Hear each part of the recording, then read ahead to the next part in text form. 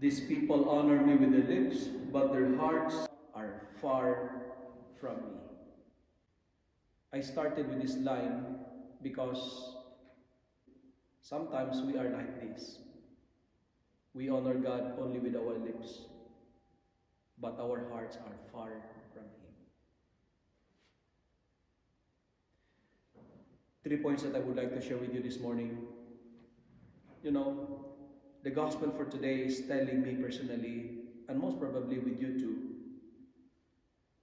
that in our life as Christian, most of the time, it is very easy to worship and to honor Jesus with our words. It is very easy to say, I love you. It is very easy to say, I sympathize with you. It is very easy to say, I care for you. It is very easy to say, I remember you. But you know what?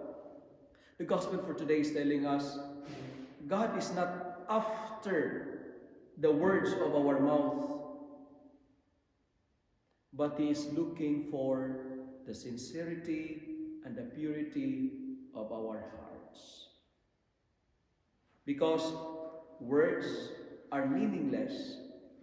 Words are nothing if what we say does not correspond or does not match with our actions. Friends, we have to honor God with our heart, not just by our lips. In short, do it. When you say, do it. When you say, prove it. When you say, show it. Don't just say it. In my life as a priest, as your parish priest today, the gospel is telling me personally, let not my lips and my lives preach two different messages. And second, the gospel for today emphasizes about ritual purity. Why Jesus tell the Pharisees, you hypocrites? They are honoring their tradition, they are following their tradition, but they were called hypocrites. Why? Because it is proper to wash things, to wash our hands before eating. It is proper. But the problem with the Pharisees is this: it is proper but loveless. Proper but loveless. The Pharisees complaining why Jesus' disciples eating with defiled hands. And today, the word of the gospel is telling me and you that Jesus is not happy with people whose hands are clean, but hearts are dirty. As what I've told you during COVID time, we need to sanitize our hands. That's good. Sanitize your hands. But most importantly, we need also to purify our hearts. The Pharisees are like that. They have clean hands, but dirty hearts. What matters for Jesus is the internals, not the externals. It is the behavior, it is the attitude that counts, not the look, not the appearance. I maybe have elegant like this, but this is just for the display. Because for God, what matters is what inside us. That's why I would like to tell you this morning, dirty hands does not mean dirty hearts. Clean hands does not mean clean hearts. In short, let us prove our devotion with compassion.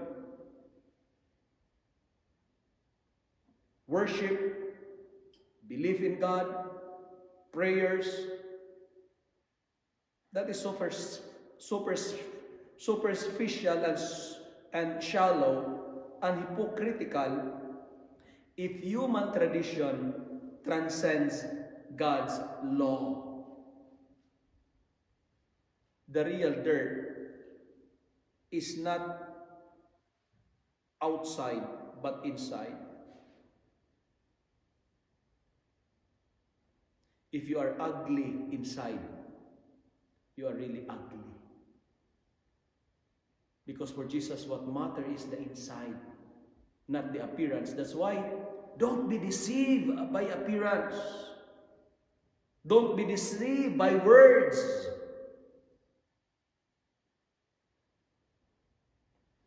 Check the intentions and the motivations.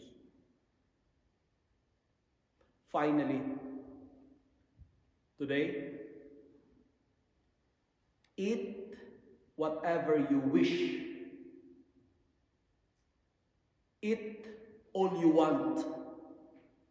Eat all you can.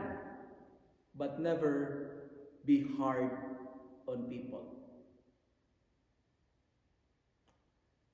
The Pharisees, they're clean hands, but they're very difficult with people. They're very hard on people. Washing of hands is good. Wash your hands. But cleansing our hearts is much better. I say it again. Cleaning our hands is good. But cleansing our hearts is much better. Friends, don't worry if your hands are dirty, as long as your heart is clean. Don't be ashamed if your hands are dirty, as long as your heart is pure. Because as what in the Beatitude says, when your heart is pure, you can see God. And let me end my reflection by connecting our gospel in our first reading. Our first reading speaks about creation. And it reminds us that after the creation, after God created things on that day, He will always say, that was good.